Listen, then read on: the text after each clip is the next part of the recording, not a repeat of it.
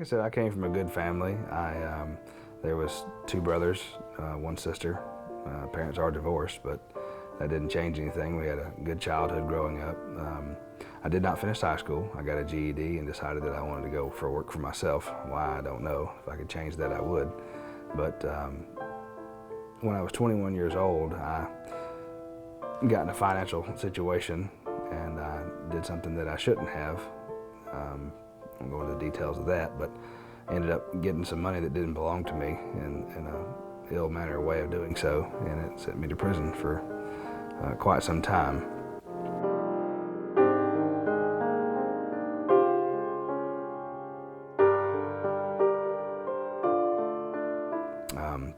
It was kind of a shock to me to be there, knowing from where I came from, the family that I have, and the reputation that I had in the community, and then to have all of a sudden now you're going to prison. So at 21 years old, when I committed the crime, there was a 3-year span from that time until I went to prison when I was 24 years old. And it caused me to lose everything that I had. Once there, I joined the mobile construction services and worked as an electrician from what I did doing my electrical contracting back when I was younger.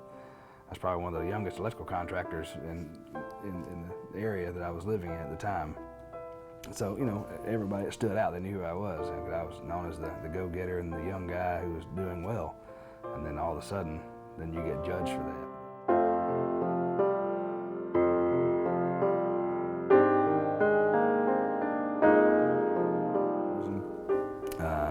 Joined construction services, worked at various different projects all over the state in different facilities, which, it gave you something to do while you were there.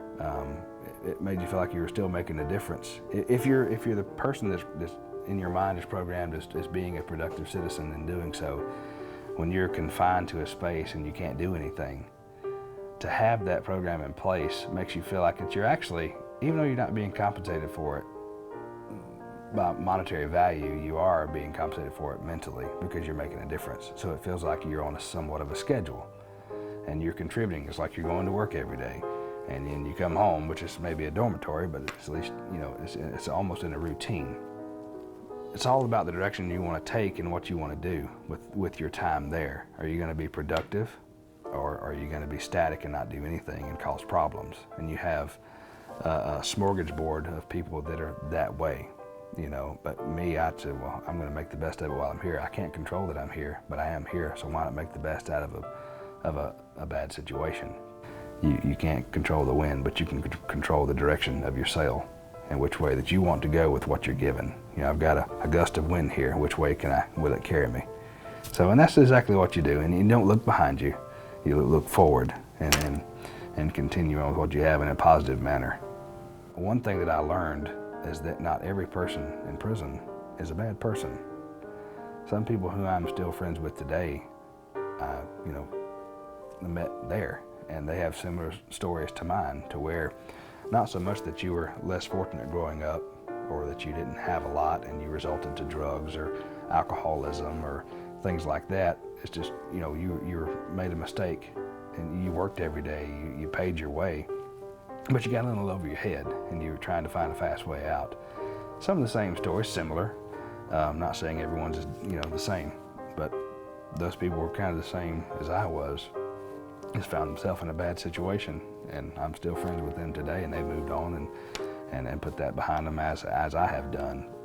I ended up, the job I have today is because of going through the transitional program. I was mandated to do that and went to the Augusta area and was hired on graciously by a nice gentleman and an electrical contracting company who has entrusted his business with me over the past almost 4 years now. I practically, I say I'm a spoke in the wheel, and not one person can do the entire thing. We are a team here, and I'm glad to be a part of that team. It's allowed me to get my life back, to be productive, to gain everything that I had back and more. So, I guess going to prison was a bad thing, but there was still light at the end of the tunnel for me.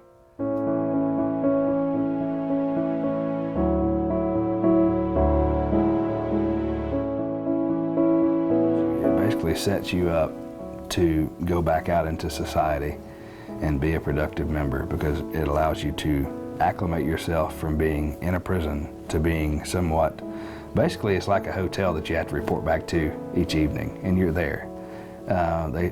You're allowed to wear normal clothing. You do your own laundry.